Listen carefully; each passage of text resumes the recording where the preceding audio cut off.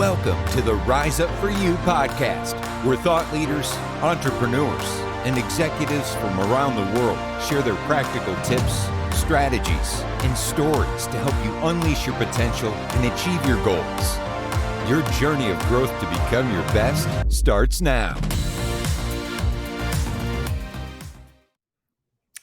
Hi, everyone. Welcome back to the Rise Up For You podcast. This is your host, Nasserdeen. So excited to be here every week. I'm bringing you amazing thought leaders, experts, executives from around the world to share strategies, stories, insights to help your organization and you be the best that you can be. Today, it's just me. I'm coming at you. And I want to talk with you about something that can potentially be a little bit controversial, and that is woke culture in the workplace. I know that word woke. Well, we know that the woke culture is something that came more to light during COVID, during the George Floyd situation, and many of the systemic situations that we've been seeing, not only in America, but around the world. And it really is at the forefront of driving diversity, equity, and inclusion, access, and belonging.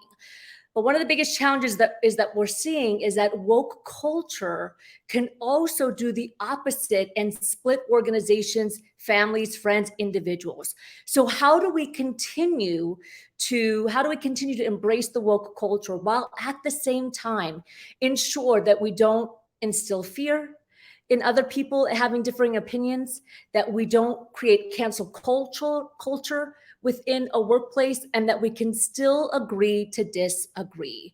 So I want to break down a couple points today.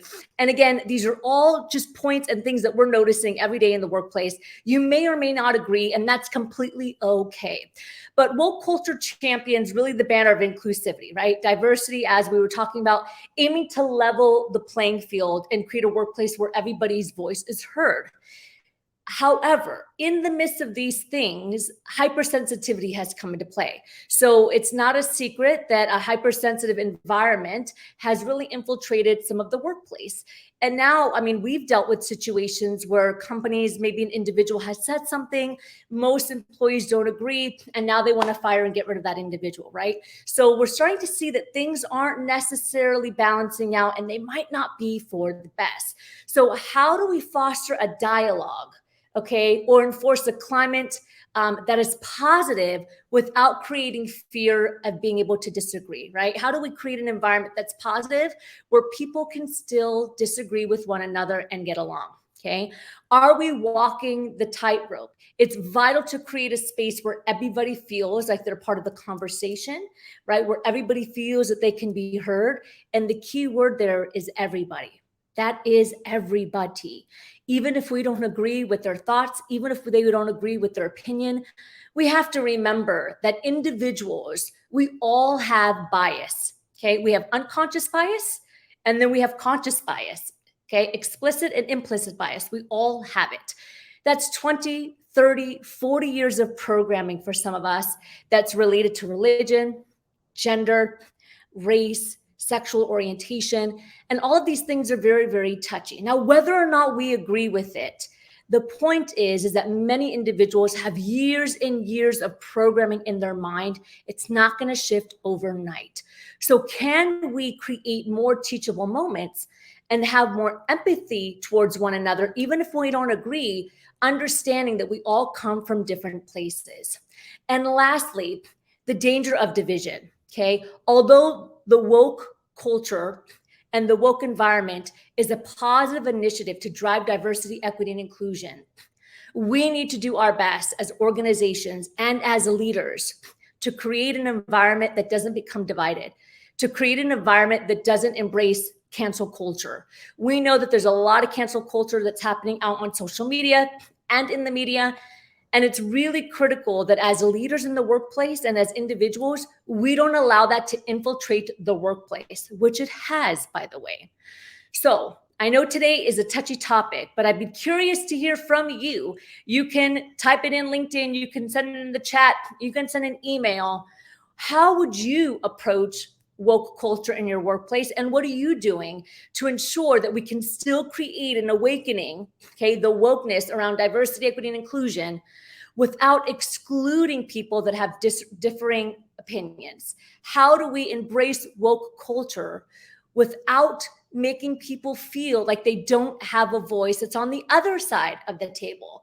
How do we embrace woke culture while still creating teachable moments and having empathy for one another, regardless of the opinion? So today's a touchy topic, I know, but it's something that we're seeing in organizations. Like I said, many individuals, many organizations have come to us and said, we got problems. People want to rip each other's hair out. They want us to fire this person and that person. And what can we do to, again, embrace diversity, equity, and inclusion, access, and belonging, while at the same time understanding that people have 20, 30, 40, 50 years of programming. This is Netta with Rise Up For You. Thanks so much for tuning in today. Thanks for listening to today's topic. Again, a little bit controversial, but it's something that has to be addressed because we want to make sure, again, that we are embracing, hear me out, that we are embracing inclusivity all the way around, hearing everybody all the way around. And remember, it's not about the expectation of changing individuals. It's about being okay with disagreeing. And can we get along even if we don't agree? Well, philosophers from thousands of years ago would have said, yes, we can. Thanks for joining me today. I'll see you next time. Imagine a life where you can have it all: a booming career, fantastic love life, great health and success, and overall achievement and happiness. Imagine pushing your potential to your absolute best and every day living a life that you are proud of. Well, if this sounds like something that you're yearning for, then the Rise Up For You Growth membership is perfect for you.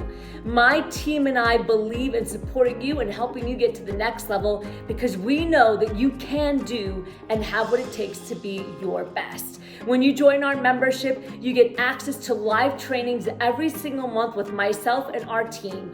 You get free coaching. You get a number of on-demand resources to help level up your success that you can use in the comfort of your own home. And you get access to our global membership around the world, full of like-minded professionals that are looking to be their best. Your time is now to push your potential and live the life that you want to live. So if you're ready to take the next step in your life and in your career, join the Rise Up For You Growth membership. Click below and we'll see you there.